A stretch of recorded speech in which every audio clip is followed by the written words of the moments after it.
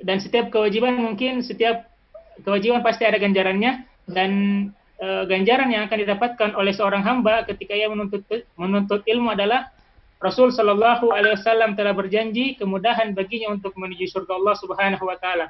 Sebagaimana dalam sabda Nabi Shallallahu Alaihi Wasallam, Nabi Shallallahu Alaihi Wasallam bersabda, "Man salaka tariqan yaltamisu fihi ilman, sahhalallahu lahu bihi tariqan ilal jannah."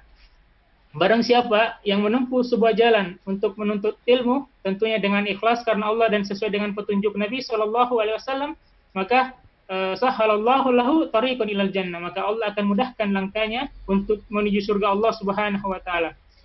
Semoga kita yang mendengarkan atau menyaksikan kajian ini termasuk dari golongan orang-orang yang Nabi Shallallahu Alaihi Wasallam sabdakan tadi. Sebelum Al-Ustaz Al-Fadil Dr. Syafiq Riza Basalama hafizahullah ta'ala menyampaikan kajian online-nya yang berjudul Membina Keluarga Agar Sabar dan Tenang Menghadapi Tantangan, kami selaku panitia akan menyampaikan random kajian online. Yang pertama, pembukaan yang sudah saya sampaikan tadi. Yang kedua, sambutan dari direksi Kala Group. Yang ketiga, ceramah atau kajian online. Waktu ceramah atau kajian online ini Ustaz 40 menitan. Yang keempat, tanya jawab sekitar 30 menit Ustaz tanya jawabnya. Dan yang kelima, kesimpulan dari Ustaz atas materi yang disampaikan. Dan yang keenam, penutup. Mungkin selanjutnya kita melangkah ke acara yang kedua, yakni sambutan dari Pak Syamril selaku Corporate Human Capital Strategy Organization Development Division Head Kala Group. Silakan Pak Syamril. Ya, terima kasih. Assalamualaikum warahmatullahi wabarakatuh. Waalaikumsalam warahmatullahi wabarakatuh. Alhamdulillahilladzi khalaqal mauta wal hayata liyabluwakum ayyukum ahsanu amala. Asyhadu an la ilaha illallah wa asyhadu anna Muhammadar Rasulullah. Allahumma shalli ala Muhammad wa ala ali Muhammad. Ya, teman-teman sekalian, saya minta waktu 2 menit karena kita tentu ingin segera mendengar ceramah Ustadz kita. Pertama, kami mewakili Presdir, mohon maaf tidak bisa ikut langsung dan mewakilkan ke kami untuk menyampaikan sambutan. Yang kedua, terima kasih yang sebesar-besarnya kepada Ustadz Syafiq Basalamah yang telah berkenan mengisi kajian online Ramadan seri yang kelima. Alhamdulillah ini sudah seri yang kelima. Setelah sebelumnya kita sudah bahas banyak hal, hari ini kita akan bahas tentang keluarga. Ya, semoga acara kita ini senantiasa dalam keberkahan Allah Subhanahu wa Ta'ala. Kita bisa mendapatkan ilmu yang bisa kita amalkan dan menambah keberkahan ibadah kita di bulan Ramadan ini. Dan acara ini disiarkan juga untuk tidak hanya untuk karyawan, tapi juga untuk umum melalui channel YouTube Kala Group, dan semoga memberi manfaat. Saya kira itu aja. Terima kasih. Assalamualaikum warahmatullahi wabarakatuh. Waalaikumsalam warahmatullahi wabarakatuh. Acara selanjutnya yakni kajian online yang akan disampaikan oleh Dr. Syafiq Riza Basalamah. Alhamdulillah kita sudah terhubung dengan beliau. Sebelum itu kita sapa dulu nih. Assalamualaikum Ustazuna. Waalaikumsalam warahmatullahi wabarakatuh. Ahlan wa sahlan. Alhamdulillah bi khair.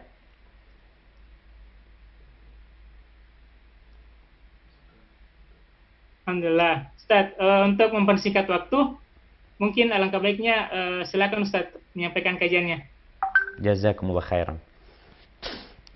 Alhamdulillahi Rabbil Alamin, wabihi nasta'in ala umuri dunya wad din. Segala puji bagi Allah Rabbul Alamin. Semua yang kita miliki adalah miliknya. Semua yang kita rasakan adalah darinya, dan kelak kepadanya kita akan kembali. Hanya dengan Allah kita meminta pertolongan dalam urusan dunia dan dalam urusan agama. Wassalatu wassalamu ala sayyidil mursalin Sayyidina Muhammadin wa ala alihi wa ashabihi ajma'in. Salawat dan salam semoga senantiasa tercurahkan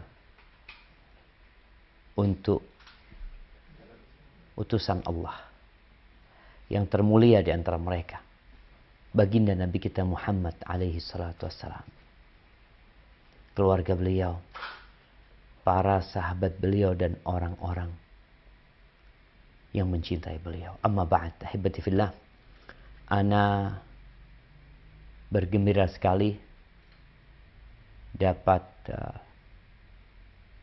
berjumpa kembali dengan para jamaah, walaupun via online ya. Entah berapa tahun yang lalu ana berangkat ke Kala Group, dan saat ini ana bersyukur kepada Allah, ana nggak perlu ke Kala Group, karena kalau harus ke Makassar dulu ana butuh waktu berhari-hari sampai sana. Dan pandemik ini membawa berkah buat kita semuanya, jemaah. Baik, kalau tadi dikatakan bagaimana menciptakan keluarga yang tabah, keluarga yang mampu bertahan, nggak nuntut cerai sama suaminya ketika suaminya di PHK, ketika suaminya tidak mendapatkan penghasilan, ketika gaji suaminya hanya setengah yang sampai ke rumah. Karena kondisi COVID-19 ini kondisi yang kita semua tidak menginginkannya. Tapi Allah menginginkan itu terjadi. Dan yang terjadi adalah keinginan Rabbul Alamin. Andai kata seluruh penduduk Indonesia, andai kata presiden bersama seluruh menterinya berupaya dengan segala tenaga untuk mengusir COVID, tidak berkehendak, maka tidak akan pernah COVID-19 itu pergi dari negeri kita. Karena kita tahu, wa ma tasha'una illa an yasha Allah Rabbul Alamin. Apa yang kalian kehendaki tidak akan pernah terjadi kecuali Allah Rabbul Alamin menghendakinya. Jamaah rahimakumullah, kalau kita berbicara tentang keluarga, bagaimana membuat keluarga itu jadi tenang, jadi menerima kondisi yang ada. Kita sendiri yang jadi kepala keluarga, para suami yang mungkin beban dia berat sekali, yang dalam benak dia istri, anak-anaknya, belum lagi orang tua dia. Sedangkan yang selama ini dia biasa mengasih, nggak bisa ngasih lagi. Dan itu bukan kesalahanmu. Agar kita mampu bertahan, maka antum lihat para nabi. Ada para nabi yang diuji sama istrinya yang jahat. Istrinya jahat. Belum lagi nih nabi seperti Nabi Nuh alaihissalam, Nabi Lut alaihissalam. Perjuangan beliau menyampaikan dakwah di luar rumahnya, mendapatkan penentangan yang begitu dahsyatnya. Di rumah punya istri kayak gitu. Gimana antum sekarang? Salah satu direksi umpamanya yang berada di Kala Group ya ruwet mikirin kondisi sekarang, penjualan nggak ada ya, kalaupun ada tinggal sedikit, sedangkan pengeluaran terus seperti biasa, sampai rumah istri ngomel-ngomel ya, ini itu nuntut ini itu, anak-anak juga seperti itu, masya Allah. Antum perlu kesabaran ekstra. Antum lihat bagaimana sabarnya Nabi Nuh alaihissalam. Mungkin kebanyakan orang ketika berbicara tentang Nabi Nuh alaihissalam, mereka akan memandang, oh beliau itu berdakwah 950 tahun. Sabar banget beliau. Tapi ada kesabaran ekstra Nabi Nuh alaihissalam. Bagaimana beliau harus bersabar menghadapi bininya, menghadapi anaknya sendiri. Subhanallah jemaah. Kalau kita dizalimin oleh orang jauh, kalau yang mengganggu kita, yang menyakitin kita itu orang Yahudi, orang Nasrani, umpamanya orang luar Indonesia buat kita aman. Tapi kalau yang menyakitin kita itu teman tidur kita, anak-anak kita, Masya Allah.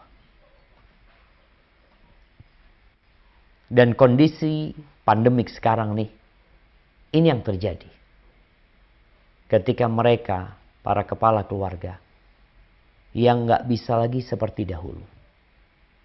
Terus bagaimana untuk menguatkan mereka? Lihat istrinya Fir'aun. Bagaimana sabarnya dia menghadapi suami. Ada suami yang harus sabar menghadapi istri, ada istri yang harus sabar menghadapi suami. Berjuang. Nah, agar menciptakan keluarga yang menerima kondisi sekarang, yang tabah.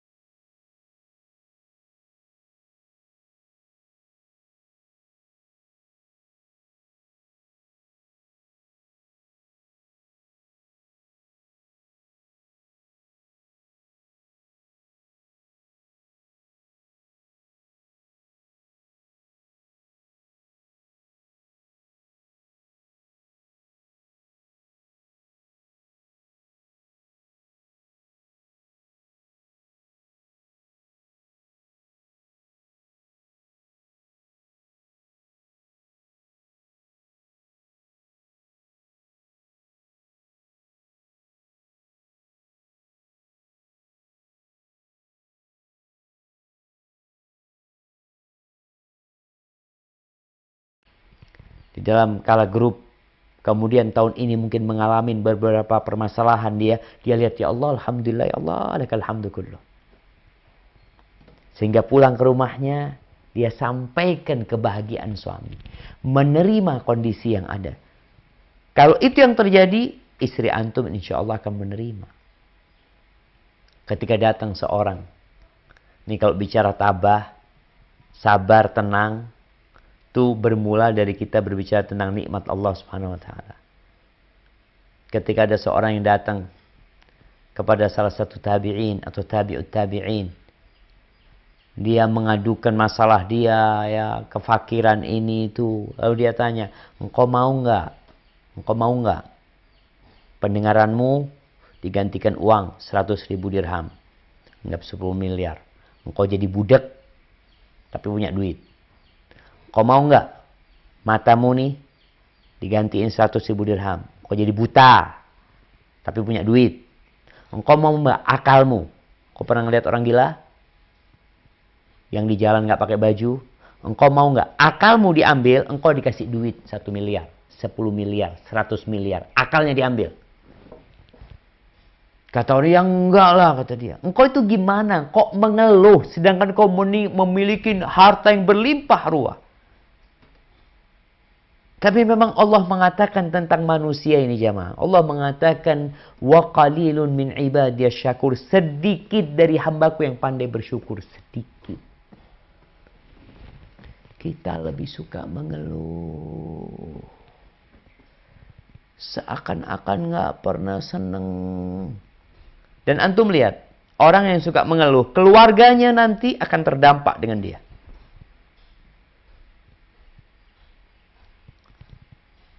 Allah mengatakan la in syakartum la azidannakum wa la in kafartum inna adzabi lasyadid. Kalau kalian bersyukur akan ditambahin sama Allah. Ustaz, anak ini kena musibah seperti orang jatuh dari tangga tertimpa tangga. Jatuh dari tangga tertimpa tangga. Ya. Kapan? Sekarang. Puluhan tahun antum.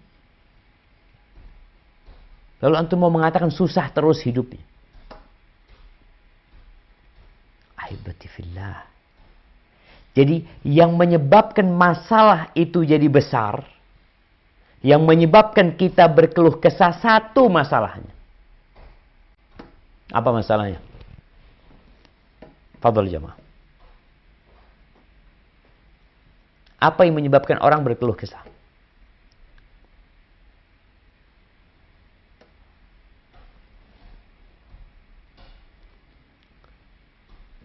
Jamaah, masih ada yang nonton apa enggak? Masih Ustaz, masih Ustaz. Apa yang menyebabkan orang berkeluh kesah?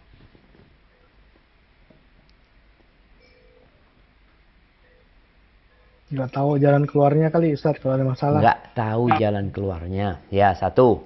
Terus lainnya.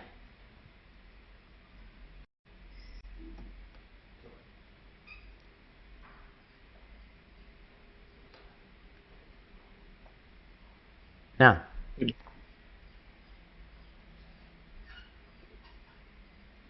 nggak tahu jalan keluarnya jadi berkeluh kesah. Terus? Tidak dibandingkan dengan nikmat yang diperoleh. Ya, dia itu lupa sama nikmat Allah. Ini masalahnya. Musibah akan menjadi besar ketika kita lupa kalau nikmat yang Allah berikan itu banyak. Maka tatkala engkau mendapatkan musibah, lihatlah kepada nikmat Allah. Ini yang perlu diajarkan kepada istri kita. Kepada anak-anak kita. Bagaimana Nabi Ayub alaihissalam. Ditinggal mati semua anaknya. Hartanya habis. Hartanya habis. Anak-anaknya hilang semua. Dikasih penyakit di tubuhnya. Tinggal sama istrinya. Istrinya lama-kelamaan hilang kesabarannya. Sampai akhirnya dia minta sama Nabi Ayub. Nabi Ayub, kenapa engkau nggak berdoa minta sama Allah? Agar Allah menyembuhkan engkau, kata dia. Nabi Ayub tanya, kita ini hidup susah berapa tahun? Ada riwayat Nabi Ayub itu 18 tahun. Jemaah.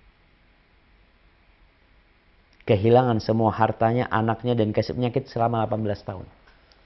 Nabi Ayub tanya sama istrinya, berapa tahun kita susah? Kata istrinya 18 tahun. Terus senang kita berapa tahun? 70 tahun. 70 tahun, susahnya baru 18 tahun. Lalu mengeluh. Kata Nabi Ayub, aku akan meminta sama Allah SWT kalau sudah sepadan. Sama sudah. Susah sama senang.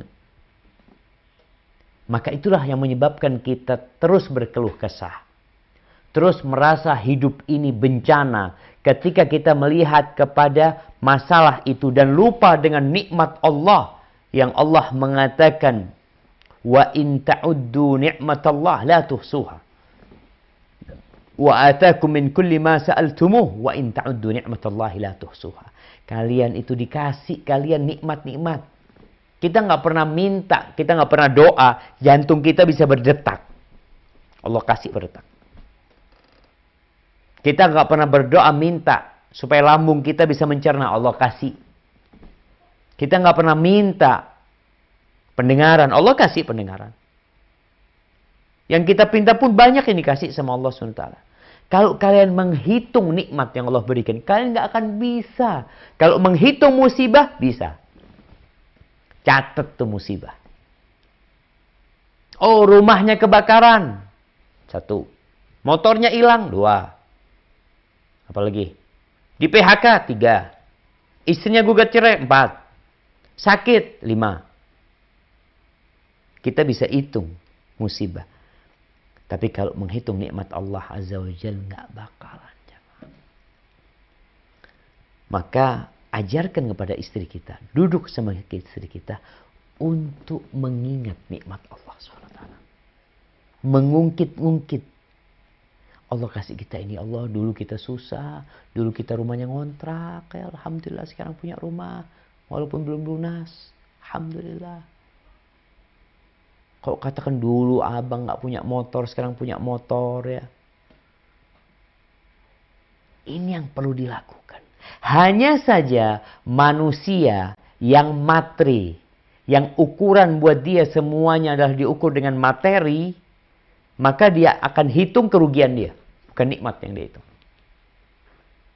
Nih sekarang kawan-kawan kita yang punya toko di pasar kemudian ditutup. Bagaimana dia menghitung? Dia akan duduk mengatakan, Ustadz, omset ana biasanya, nih. Dia bicara omset dia. Omset ana biasanya 1 juta sehari. Sekarang 0, Pak Ustadz. 0. Ini kalau sebulan berarti 30 juta hilang. Kalau omsetnya 10 juta, 300 juta. Kalau omsetnya 100 juta sehari, toko-toko yang besar yang sekarang ditutup di pasar-pasar, Tanah Abang, di mana tutup itu. Berapa dia hitung ke sana. Dia melihat musibah, tidak melihat nikmat yang Allah berikan kepada dia. Dan dia lupa kalau apa yang tidak sampai ke tangannya itu bukan rezeki dia. Yang sampai di tangan aja belum tentu rezekinya.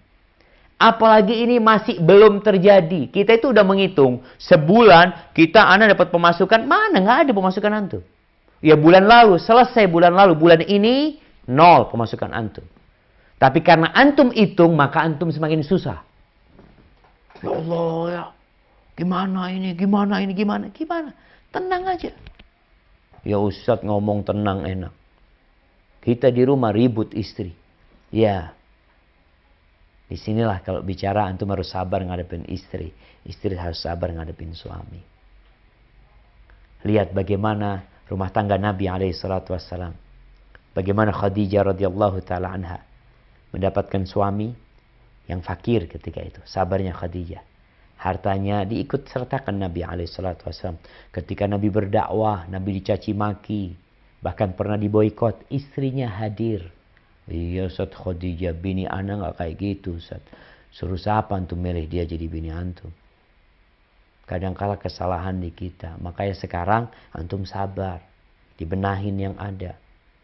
Dan kita harus tahu bahwasanya hidup ini adalah ujian. Tadi setelah diingatkan kepada nikmat-nikmat Allah agar tumbuh perasaan bersyukur sama Allah.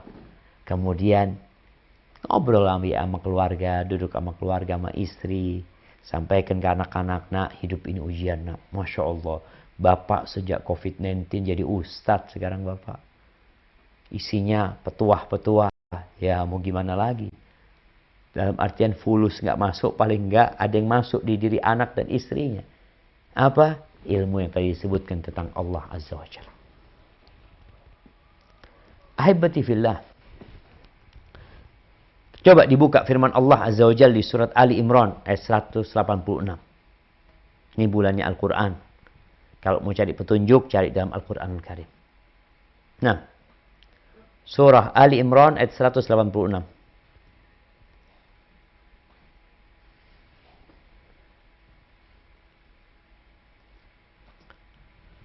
Tafadhal.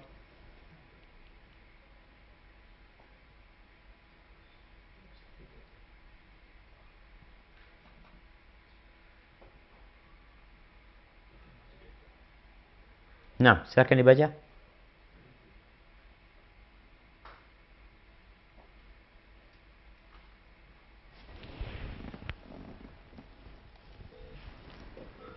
Karena baca Ustaz ya. Ya. A'udzubillahi minasyaitonirrajim. Bismillah.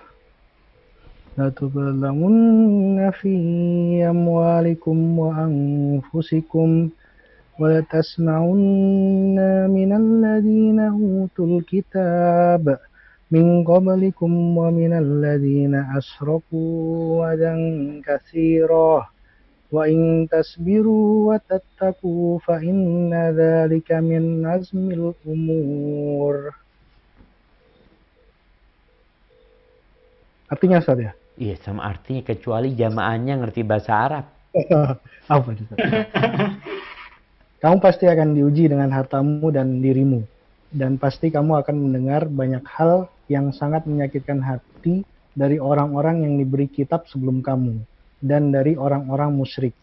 Jika kamu bersabar dan bertakwa, maka sesungguhnya yang demikian itu termasuk urusan yang patut diutamakan. Tuh jamaah, Allah udah menyampaikan pasti. Kalian benar-benar sungguh-sungguh akan diuji. Di mana? Di harta dan di diri kita. Kita akan mendengarkan ungkapan-ungkapan yang penuh kebencian, hinaan-hinaan dari orang-orang kafir, ahlul kitab, orang-orang musyrikin. Itu sudah menjadi sunnatullah. Terus solusinya apa? Sabar. Watattaqu, dan bertakwa kepada Allah SWT. Tetap ingat sama nikmat Allah. Sehingga termotivasi nih. Kita ingin punya keluarga itu ya Allah ya. Yang suami pulang kerja capek sampai rumahnya. Belum buka pintu rumahnya. Dia itu seakan-akan mencium bau surga.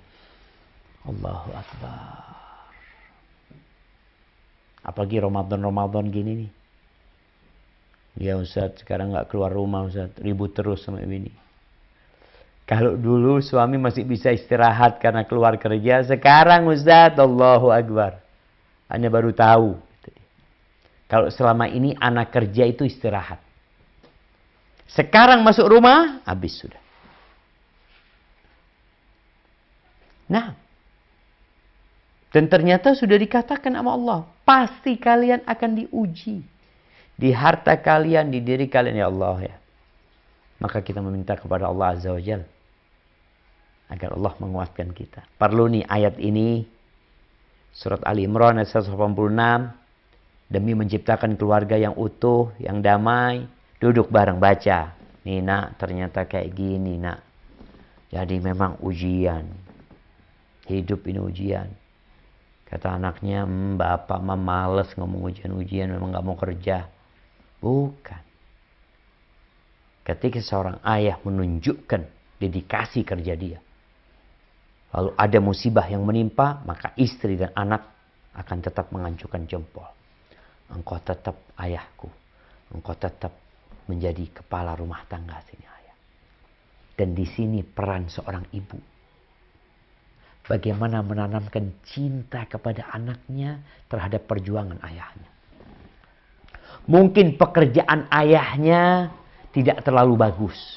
Tidak banyak menghasilkan. Maka tunjukkan kepada anaknya, nak, Masya Allah bapakmu ini berjuang. Sehingga anak ini menghormatin bapaknya. Bapak ini mencintai anaknya. Rumah jadi baiti jannati. Tapi ketika ujian yang diberikan ini, kita tidak mampu melaluinya karena kita nggak sabar. Ya udah. Antum akan jadi orang-orang yang lose. Orang-orang yang gagal. Dalam kehidupan ini. Minal khasirin. Jadi orang-orang yang merugi. Ahibati fillah. Kalau bicara ujian. Nih anak-anak sedang ujian. Besok anak ada ujian sama mahasiswa. Anak-anak kita mulai ujian sama gurunya. Untuk apa sih ujian tersebut? Ujian itu untuk melihat siapa yang pantas lulus dan siapa yang tidak pantas lulus.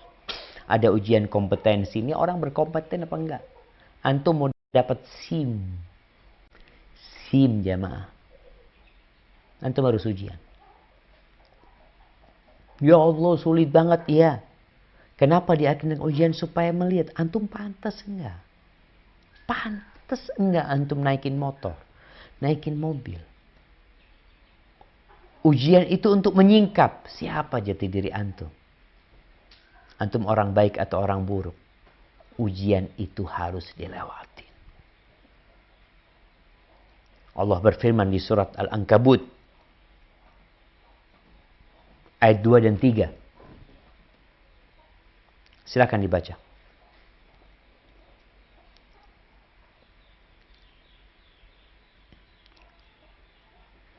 Surah Al-Ankabut ayat 2 dan 3.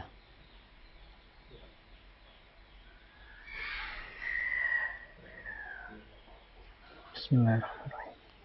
Ahasiban nasu an yutraku wa yaqulu amanna wa hum la yuftanun. Walaqad fatanna alladhina min qablihim falaya'lamanna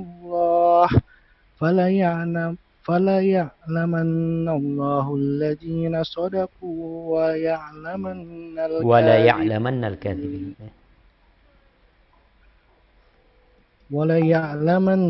al-kadhibin.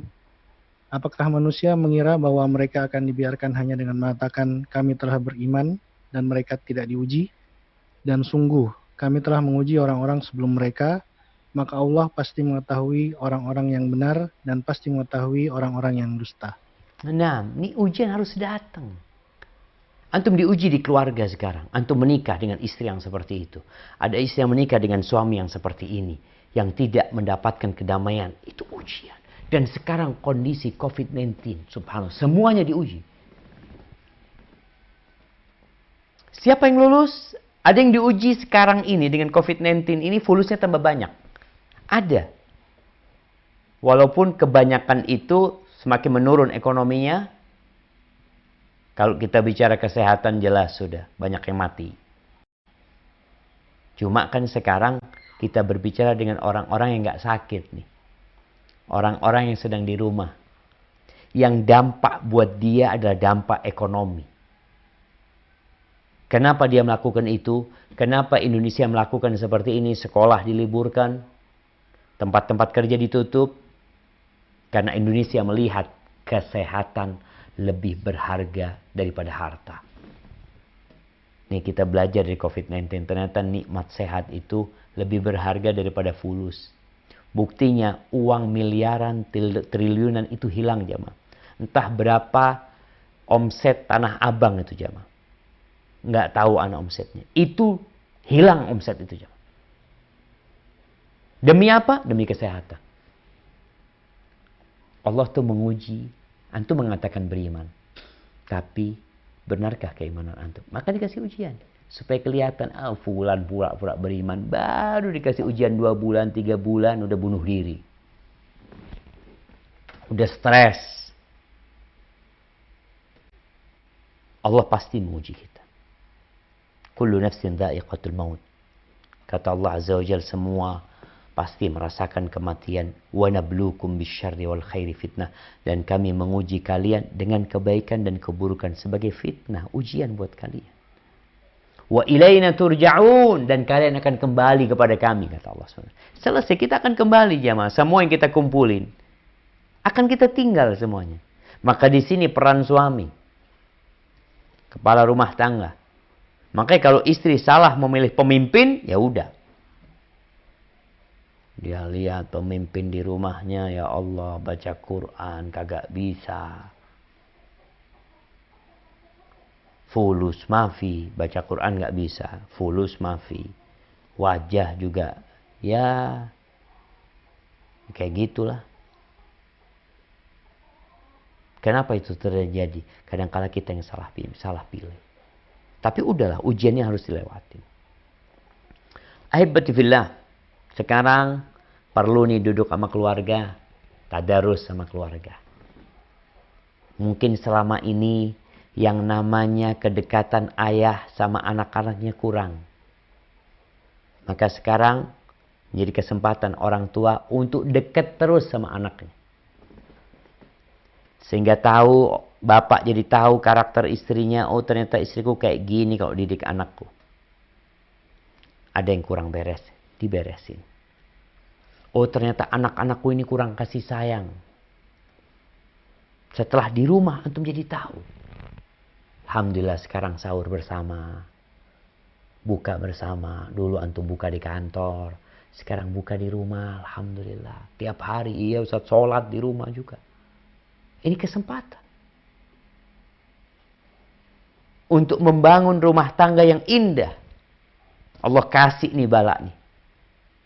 Kita melihat berapa banyak positif, berapa banyak nilai-nilai positif yang terjadi sejak COVID-19 ini. Perubahan di alam. Ada pesan Allah, kita harus merubah diri kita. Mungkin gaya hidup kita selama ini gak sehat. Kita suka makan di warung, suka makan di sana. Kita lupa sama masakan istri. Anak-anak juga seperti itu, sukanya belanja. Lupa dengan masakan ibunya. Sekarang kesempatan untuk menghadirkan itu kembali. Bapak punya peran penting. Waktu sholat, nah adzan. Suruh adzan anaknya. Masjid adzan, gak apa-apa adzan. Ternyata anaknya gak bisa adzan. Baru tahu ternyata gak bisa adzan. Kenapa? Bapaknya juga gak bisa adzan. Sekarang nampak nih. Kenapa gak diajarin? Sekarang waktunya. Dikumpulkan semua keluarga di rumahnya masing-masing. Suruh adzan, habis adzan qomat, ternyata qomatnya salah-salah. Hayya 'alal falah, hayya 'alas shalah, kebalik-kebalik dia. Sekarang dengan kondisi seperti ini, ciptakan keluarga yang lebih indah. Mulai lembaran baru, keributan-keributan tadi sampaikan kepada istri, sampaikan. Kadang-kala Anda membaca di beberapa tulisan itu bahwasanya stay at home ini, kerja di rumah ini juga menyebabkan terjadinya kekerasan, KDRT. Oh, berarti kan masalah. Kenapa? Dari tadi yang kita sampaikan, dia lupa sama nikmat Allah Subhanahu wa taala. Ahibati fillah, kalau bicara kesabaran, menanamkan kesabaran kepada keluarga ini, sebenarnya landasan kesabaran itu adalah keyakinan. Kalau kita punya keyakinan bahwasanya kita adalah hamba Allah Azza wa Jalla, kita punya keyakinan bahwa hidup ini adalah ujian, kita punya keyakinan bahwasanya kehidupan ini akan berakhir, kita punya keyakinan dengan adanya surga dan neraka, kita punya keyakinan dengan balasan kebaikan untuk kebaikan dan balasan keburukan untuk keburukan. Kita punya keyakinan kalau kematian itu akan tiba tanpa kita ketahui kapan dia datang. Ini semua satu paket nih yang akan membuat antum sabar. Oleh karena itu Rasulullah SAW dalam hadis riwayat Tirmidzi dan Nasa'i, beliau mengatakan, sallallahu al-afwa wal-afiyah, mintalah kepada Allah maaf. Mintalah kepada Allah keselamatan. Maaf dan minta keselamatan. Keselamatan dari bara, dari musibah, dari petaka. Fa inna ahadan lam yu'ta ba'dal yaqin khairan minal afiyah. Sesungguhnya seorang itu tidak diberi, setelah dikasih keyakinan, tidak diberi nikmat yang lebih besar setelah nikmat keyakinan daripada al-afiyah. Itu keselamatan dari bala, keselamatan dari penyakit. Tapi ternyata keyakinan ini jadi nikmat yang paling agung. Yakin, raditu billahi rabba wa bil islami dina wa bi Muhammadin sallallahu alaihi wasallam nabiyya wa rasulah. Ini keyakinan yang perlu ditunjukkan sekarang dalam kondisi seperti ini kepada keluarga kita. Sampaikan kepada istrinya bahwasanya kita itu nggak tahu, Allah yang tahu. Bisa jadi yang kita benci ternyata baik buat kita. Siapa yang tahu? Allah yang tahu. Kemudian tumbuhkan keyakinan, fa inna ma'al usri yusra. Inna ma'al usri yusra. Katakan kepada keluarga yang dudukan setelah kesulitan atau bersama kesulitan ada kemudian. Itu satu hal yang pasti. Allah menyebutkannya dalam Al-Quranul Karim. Maka jadikan sekarang ketika di rumah saja bersama keluarga, menanamkan keyakinan, menanamkan agar mensyukuri nikmat, bersabar, agar yakin dengan Allah Subhanahu wa taala. Ahibati fillah. Anda tadi membaca bahwasanya seorang pendaki gunung, seorang bukan pendaki ya, apa yang memanjat tebing? Iya, pemanjat tebing ya. Oh iya, pemanjat tebing itu. Ketika dia hendak berpindah posisi, dia itu harus ingat dengan 3 titik. Dia punya 2 tangan, dia punya 2 kaki.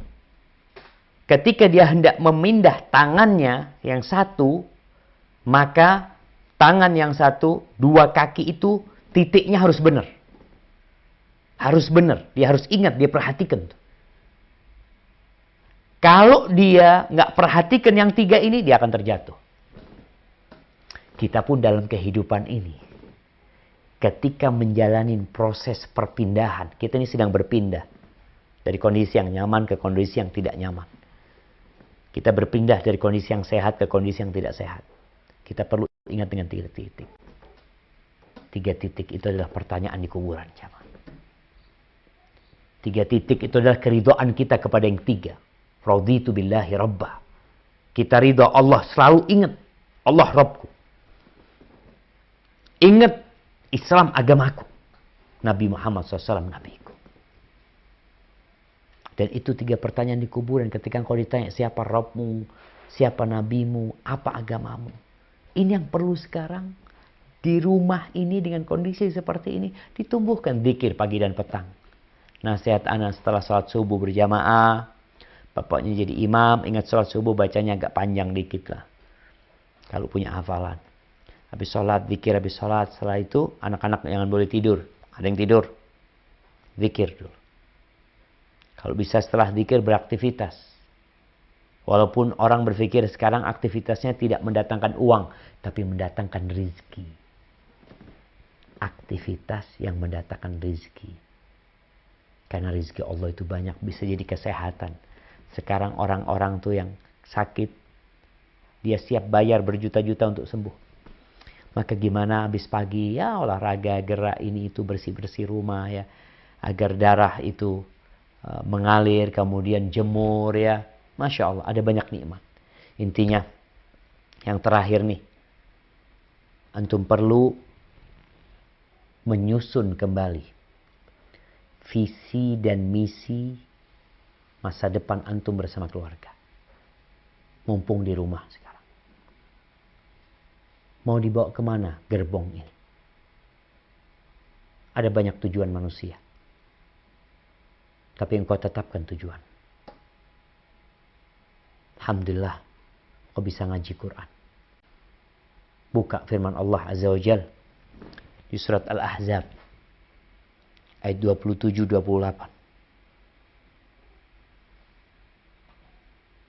Nah,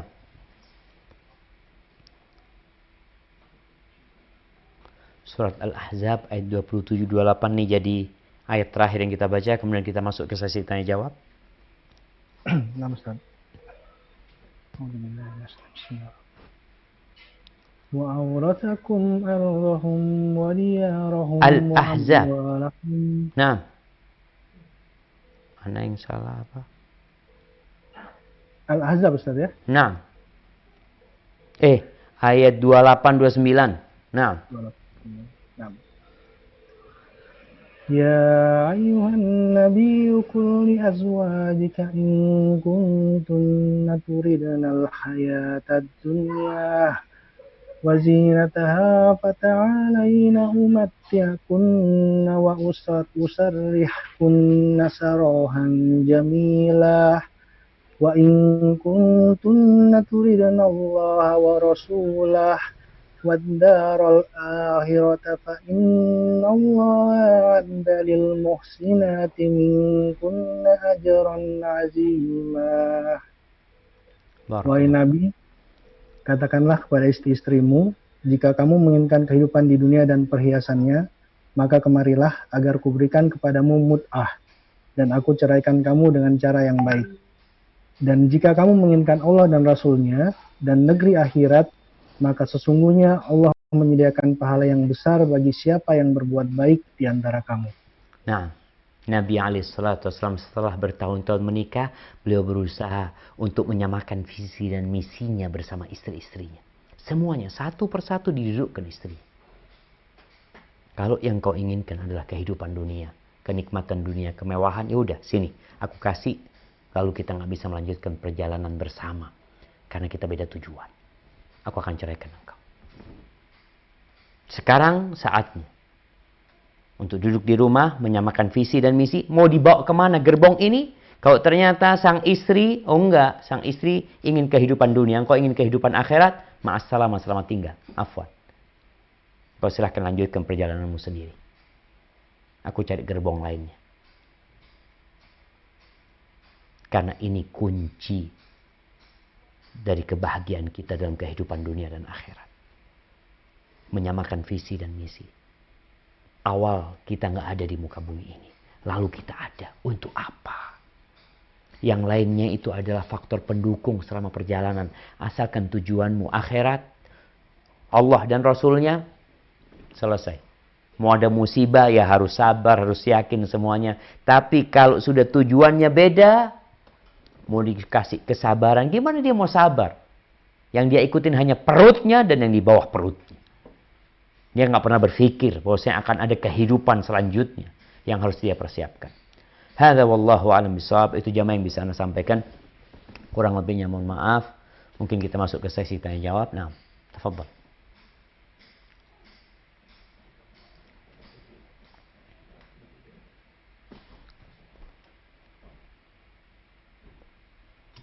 Alhamdulillah, itulah tadi kajian online kita bersama Ustadz Syafiq Riza Basalamah dengan judul Membina Keluarga Agar Sabar dan Tenang Menghadapi Tantangan. Nah, kita masuk tanya jawab, Ustadz. Untuk sesi tanya jawabnya, yang pertama itu mungkin agak-agak di luar dari tema, Ustadz. Yang pertama yang masuk tema seharusnya. Yang masuk tema saya, Ustaz. Yang pertama yang masuk tema. Yang kedua yang di luar tema. Oh, nah, Ustaz. Atau mungkin kita buka interaktif aja sama Jamaah, silahkan. Jamaah sekalian. Mungkin bisa tanya jawab secara langsung Ya. sama beliau. Suruh raise hand mereka.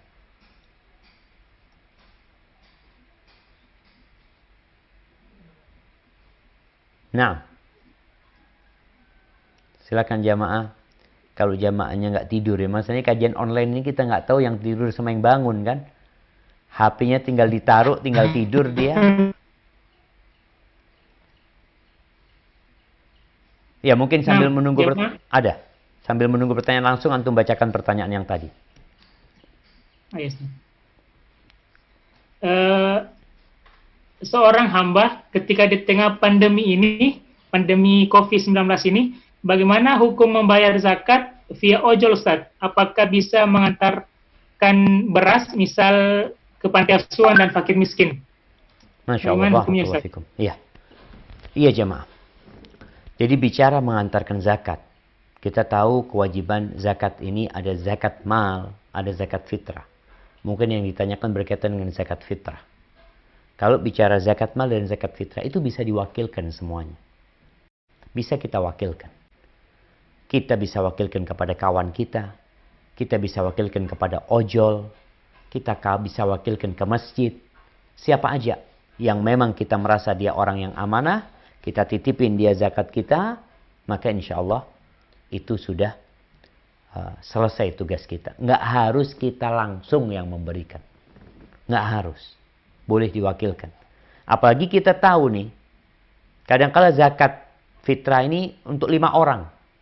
5 orang. Apakah tiap orang harus mengantar? Enggak, sudah. 1 orang, bapaknya mewakilkan, atau ibunya yang mengantarkan, atau anaknya, maka itu sudah boleh. Dan nasihat ana, berikan zakat fitrah itu di waktu yang tepat ya. Walaupun ada khilaf di antara para ulama, tapi kalau engkau berikan pada 2 hari sebelum Idul Fitr itu akan lebih utama. Kecuali ada kondisi mendesak orang ini, ya kalau nggak dikasih mati dia, ya sudah bagikan kepada mereka.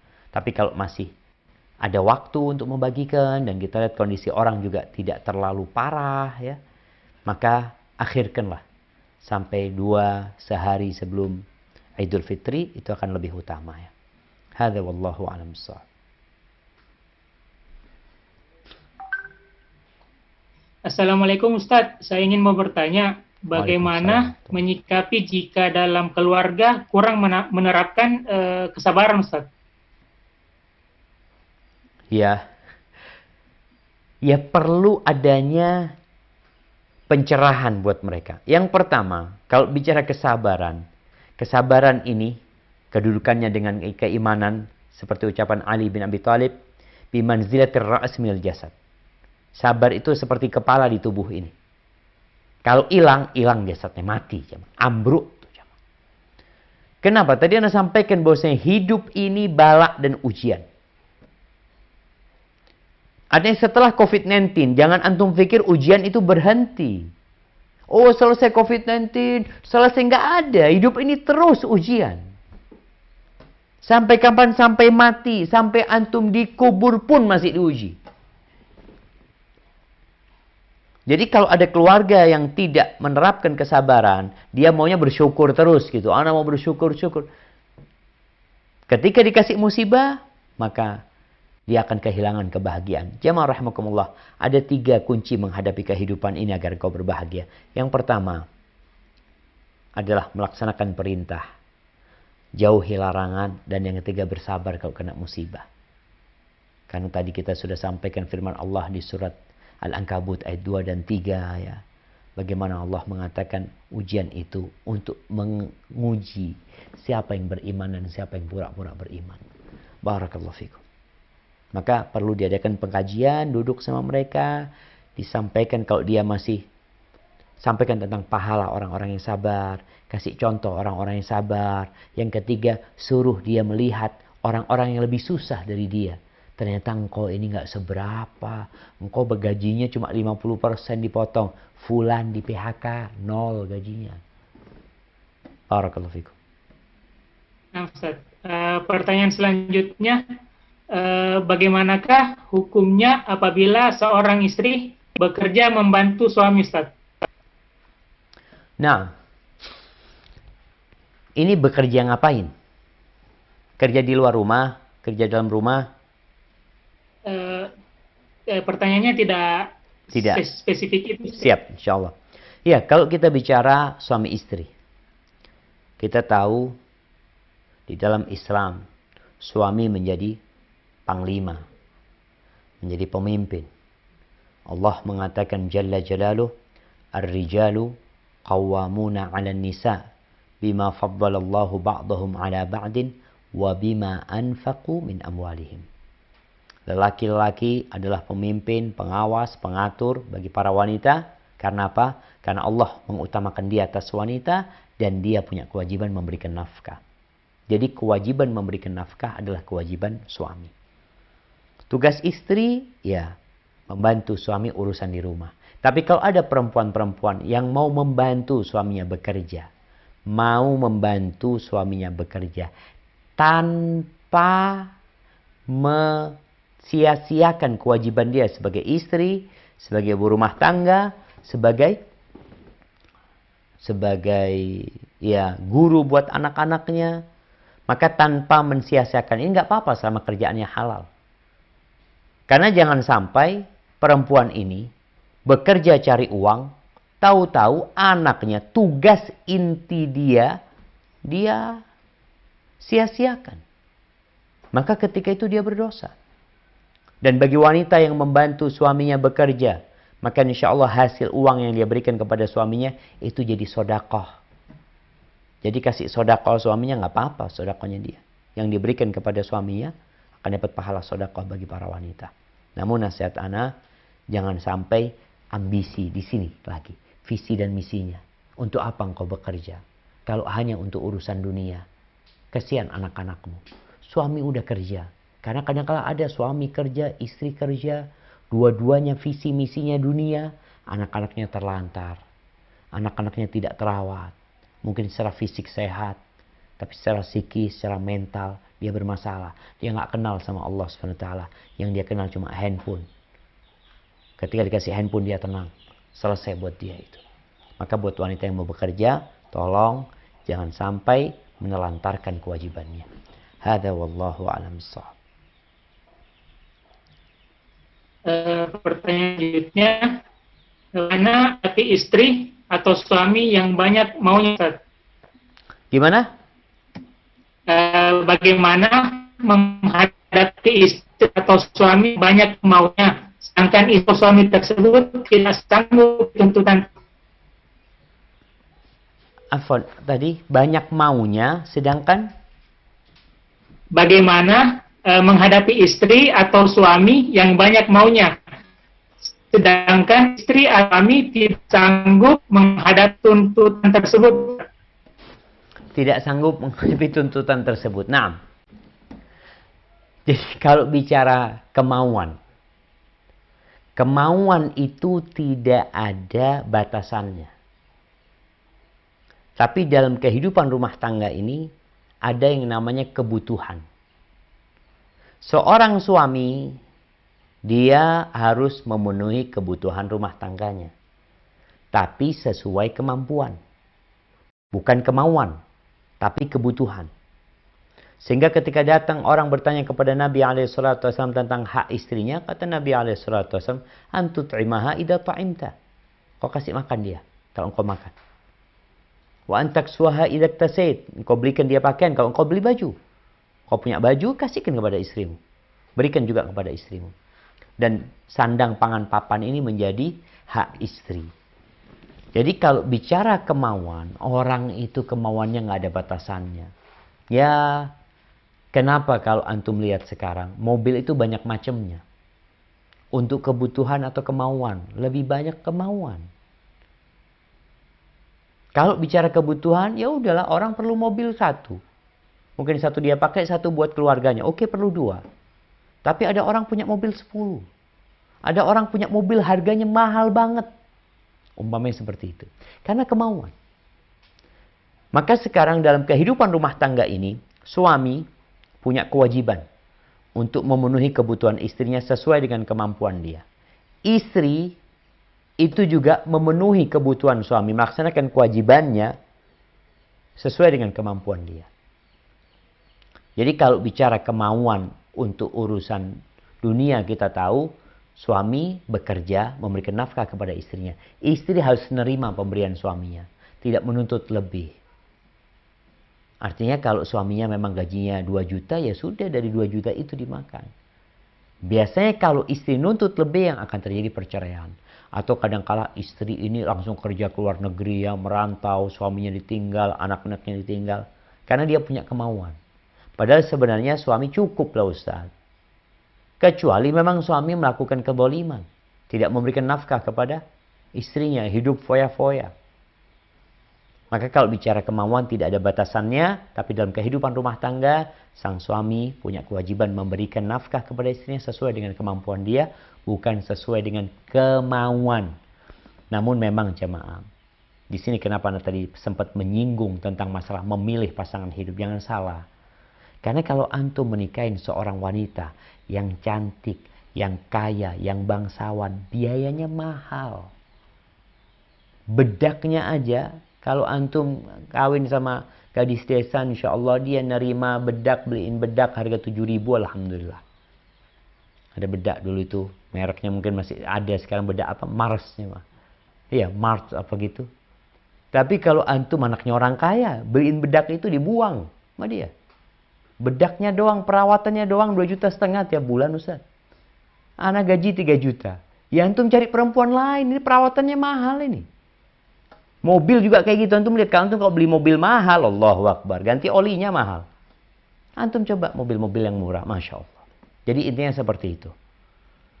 Kemudian menata kembali ya, tadi Anda sampaikan kondisi COVID-19 ini bisa menjadi momentum ya untuk menyamakan visi dan misi. Karena kemauan itu akan terbatas ketika visinya udah jelas. Anda maunya surga. Selesai. Hadza wallahu a'lam bishawab. Pertanyaan selanjutnya, boleh tidak surah Al-Ahzab ayat 29 dipakai untuk membuat komitmen pada calon istri? Nah, ya artinya begini.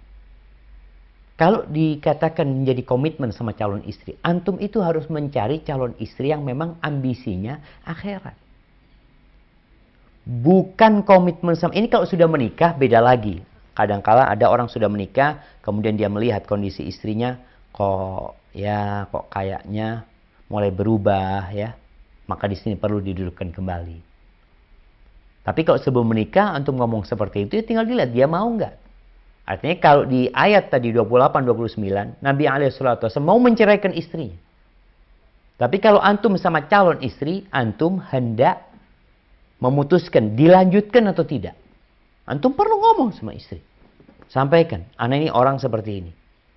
Mama yang tuh mengatakan, ana ya kalau engkau menikah sama ana berharap punya mobil mewah, rumah besar, afwan. Salah pilih suami. Tapi kalau engkau menikah sama ana karena ingin bareng-bareng menjalani kehidupan ini menuju ke surga Allah Subhanahu wa taala, semoga kita bisa bersabar menghadapi itu. Jadi komitmen ini dipakai nggak ada masalah. Kalau setelah menikah aja dilakukan, apalagi ini belum ada ikatan pernikahan.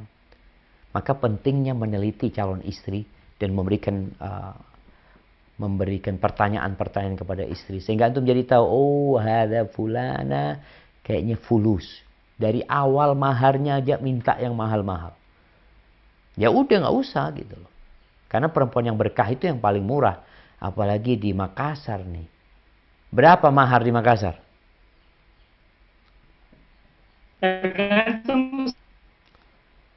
Tergantung Itu kecantikannya. satu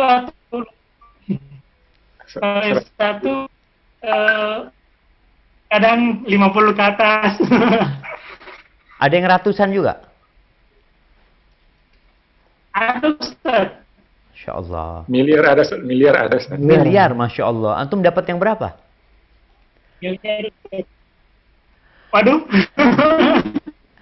Baik, barakallahu fikum. Barakallahu fikum. Nah, silakan lanjut. Untuk masalah pengaturan keuangan Ustaz, dalam rumah tangga sebaiknya dipegang oleh siapa Ustaz? Apakah di tangan istri atau suami? Masalah keuangan. Iya, barakallahu fikum. Begini, kalau bicara masalah keuangan, siapa yang mengatur? Ini kembali kepada kondisi. Tapi kalau kewajiban memberikan nafkah adalah suami. Ana ingin mengingatkan para suami. Engkau sebagai suami punya kewajiban memberikan nafkah kepada istrimu. Tapi ingat, engkau sebagai anak punya kewajiban berbakti sama orang tua. Sehingga kalau uang semua diberikan kepada istri yang ngelola, untuk nggak pegang apa-apa. Ketika engkau perlu sesuatu untuk orang tuamu, engkau perlu sesuatu untuk bersedekah, engkau perlu sesuatu untuk membantu saudaramu, ini akan menimbulkan konflik biasanya sama istri. Karena istri jadi tahu, oh ternyata ibu dikasih sekian, keluarga dikasih sekian, itu akan menimbulkan konflik. Maka nasihat ana, ketika engkau punya uang, engkau sisihkan langsung yang engkau pegang. Sisanya mau dikelola istri, tafadhol, nggak apa-apa. Engkau punya gaji 5 juta. Engkau punya kebutuhan 2 juta, kayaknya anak perlu ngasih ini, 3 juta kasihkan istri. Bang, kok cuma 3 juta? Iya, itu yang kau kelola. Abang punya beberapa kewajiban yang harus abang lakukan. Sehingga ketika engkau perlu, nggak harus minta sama istri. Ada laki-laki yang mau beli bensin datang ke istrinya. Istrinya lagi nyuci. Dek, uang bensin dek. Ya, tunggu bentar. Suaminya nungguin uang bensin. Padahal duitnya dia tuh. Maka ingat, suami pemimpin. Dia harus tegas. Istri nuntut, enggak. Engkau harus tegas. Tunjukkan kau laki-laki. Aku kasih ini duit. Aku punya penghasilan. Aku sudah bagi. Sekian buat keluarga. Engkau mau kasih hadiah buat istri, kasih hadiah buat istri. Ini uang belanja, ini hadiah buat istriku. Itu insya Allah akan lebih baik ketika orang mengelola duitnya seperti itu. Daripada semua dikasihkan kepada istri. Ketika suami hendak memberi orang tuanya, bersedekah, istri harus tahu semuanya. Hadza wallahu a'lam bishawab. Terus pertanyaan selanjutnya, bagaimana kalau istri bekerja sampai sore banget Ustaz nih? Sore banget, apakah masuk dalam kategori melantarkan kewajiban inti sebagai seorang istri atau ibu? Nah, mungkin bisa nambah istri lagi. Jadi ini istri kerja sama antum, cari istri lagi yang bisa ngerawat anak-anak antum.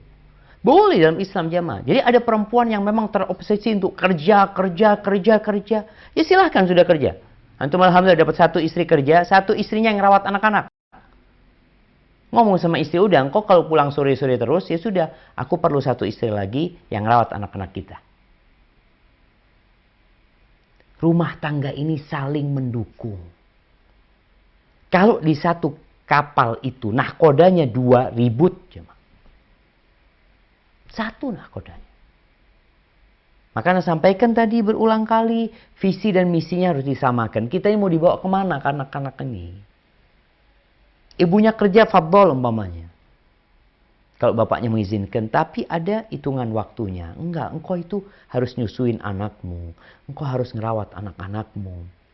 Aku menikah itu bukan dengan seorang pekerja, tapi menikah dengan seorang wanita yang aku harapkan dia dapat menjadi pendampingku dan menjadi ibu buat anak-anakku. Maka kalau dikatakan melantarkan, lihat kondisinya. Kalau masih belum punya anak, mungkin ya masih wajar-wajar aja, sama-sama pulang, sama-sama capek.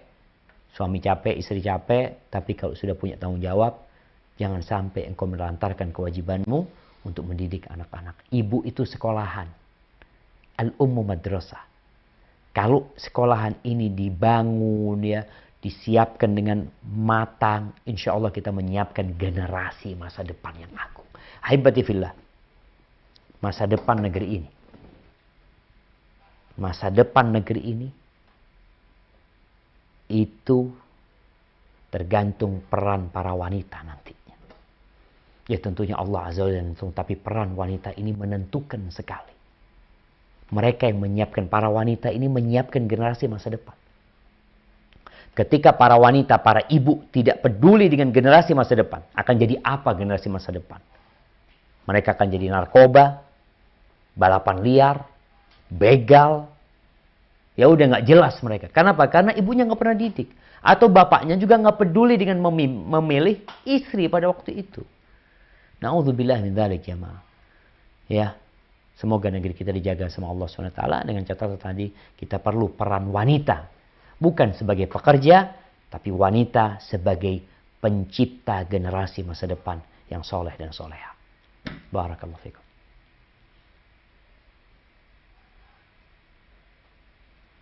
Pertanyaan selanjutnya, bagaimana menjaga tawakal pada Allah Subhanahu dalam masa pandemi ini agar tidak merasa was-was yang berlebihan? Bagaimana menjaga tawakal kita pada Allah Subhanahu wa taala dalam pandemi ini, Ustaz, agar tidak merasa was-was secara berlebihan? Nah, barakallahu fikum. Iya jemaah. Allahu Akbar. Ini orang memang ada yang sampai paranoid ya dengan kondisi COVID-19 ini. Ada yang bermudah-mudahan, sebaik-baiknya adalah yang pertengahan. Kalau bicara tawakal, kita ingat tawakal itu adalah bermuasal dari as-siqatu billah, yakin sama Allah.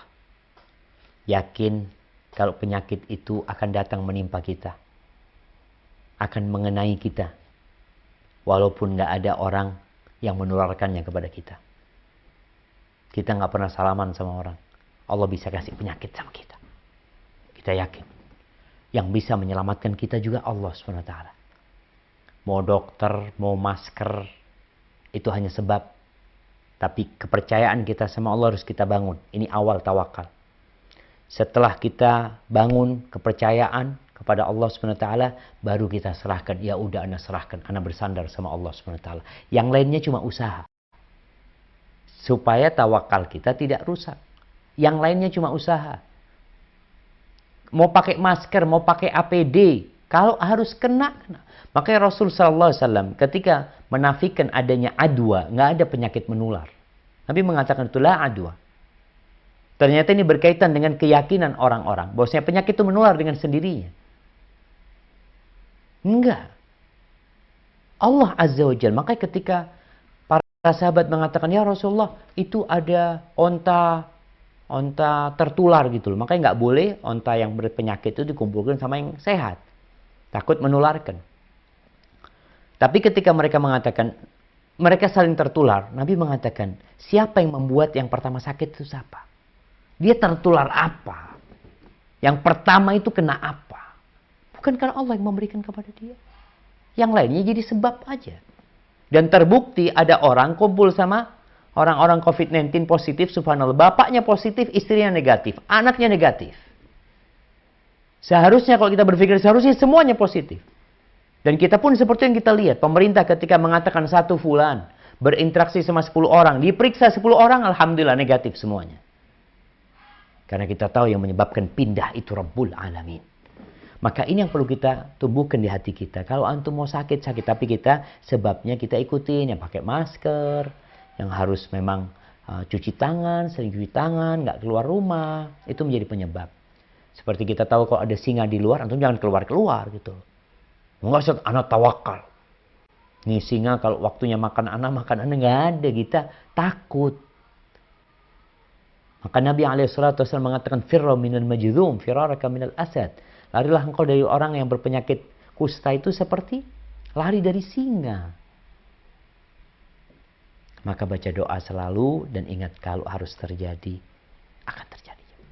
Baca hasbunallah wa ni'mal wakil. Barakallahu fikum. Naam. Ustaz, mungkin pertanyaan terakhir Ustaz. Siap.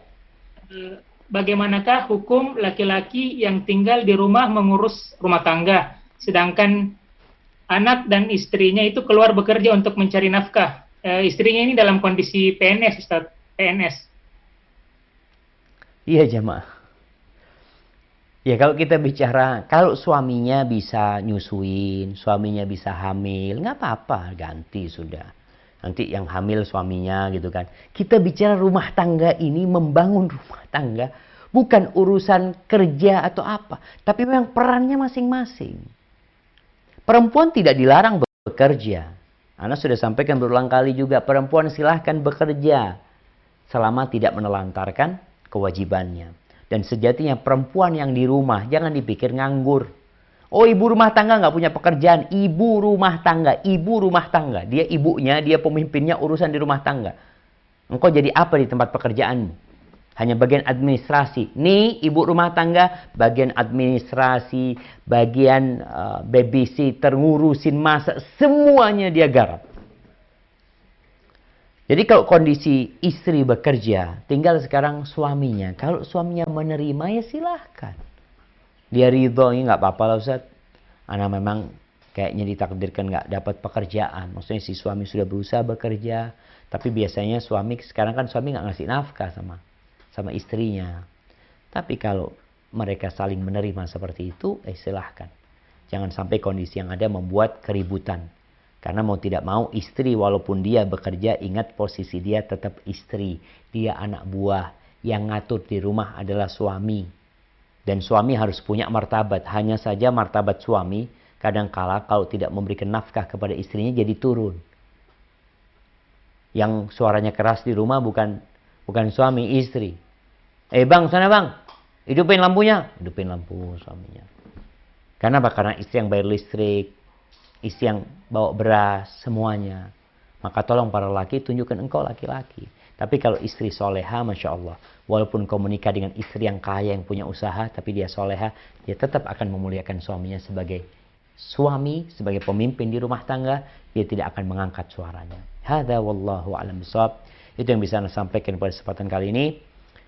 Kurang lebihnya mohon maaf. Yang benar dari Allah, yang salah dari anak pribadi. Anda kembalikan ke teman-teman di Makassar. Silahkan. Nah, alhamdulillah itulah tadi beberapa pertanyaan dan alhamdulillah sudah dijawab oleh Ustadz. Sebelum kita tutup, mungkin bisa sampaikan Ustadz sehat atau kesimpulan kajian kita kali ini Ustadz. Yang menyimpulkan itu jamaah. Ustadznya suruh nyimpulkan lagi sama antum. Sehat aja Ustadz. Baik, barakallahu fikum jamaah. Ya, kesimpulannya. Hidup ini adalah balak, ujian. Untuk agar kita bisa bertahan dalam menghadapi musibah yang terjadi, ingat dengan nikmat Allah SWT. Nikmat Allah selalu lebih banyak daripada musibah yang menimpa kita. Dan semua itu berlandaskan dari keyakinan kita. Kita ridha Allah sebagai Rabb kita. Apapun yang Allah kehendaki itu akan terjadi. Kita ridho Islam sebagai agama kita. Kita akan laksanakan perintah-perintah dan aturannya. Dan kita ridho Nabi Muhammad SAW sebagai utusannya. Maka insya Allah kehidupan rumah tangga ini bisa diredesain kembali ya, didesain ulang di masa Covid ini dengan duduk bersama menyamakan visi dan misi. Ingat, kita akan kembali kepada Allah Subhanahu wa taala cepat atau lambat. Barakallahu fikum. Itulah kesimpulan nasihat dengan Ustadz. Dengan berakhir kesimpulan nasihat tersebut, berakhir pula rangkaian acara kajian online kita saat ini. Sebelumnya, ucapkan jazakumullah khairan pada guru kita, Ustazun Asfiq Riza Basalamah, yang sudah mengisi kajian kita kali ini. Dan tak lupa ucap jazakumullah pada insan yang ikut menyaksikan kajian kita ini. Kami tutup dengan doa kafaratul majelis. Subhanakallahumma wa bihamdik, asyhadu an la ilaha illa anta, astaghfiruka wa atubu ilaik. Assalamualaikum warahmatullahi wabarakatuh. Waalaikumsalam warahmatullahi wabarakatuh.